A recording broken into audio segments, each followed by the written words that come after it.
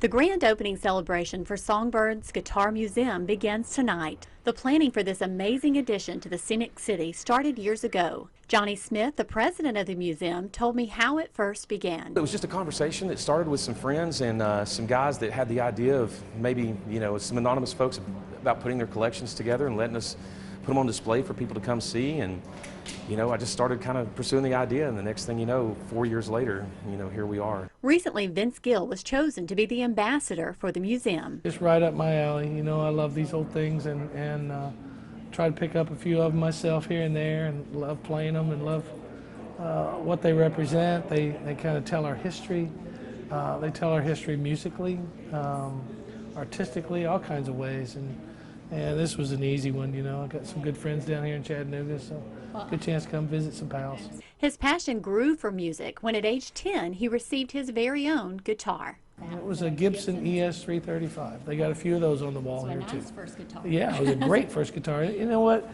It's interesting because I think that when you're a kid, oftentimes it's hard for a parent to make the sacrifice financially of a nice instrument to get a kid to get inspired to play. But if you buy a kid an instrument that's poorly built, poorly made, and is very hard to play, it's not inspiring to play. And a lot of kids are quick to just say, I don't like this, it's too hard. And so I was really fortunate.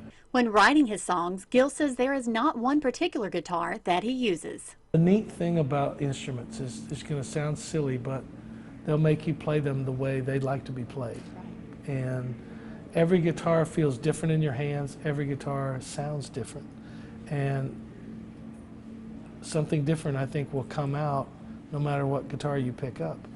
And it could be an electric guitar. It'll make you play it a totally different way and play different things. And so, no, there's not a steadfast rule of this is the guitar that writes all the songs.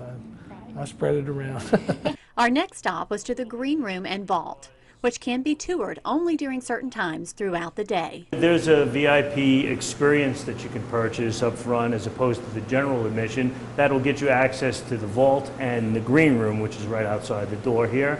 And it's worth it, especially for a real aficionado, because you get to see pieces in here that most people would never get to see in their life. And guests should allow an additional hour if you choose to experience the all-access tour.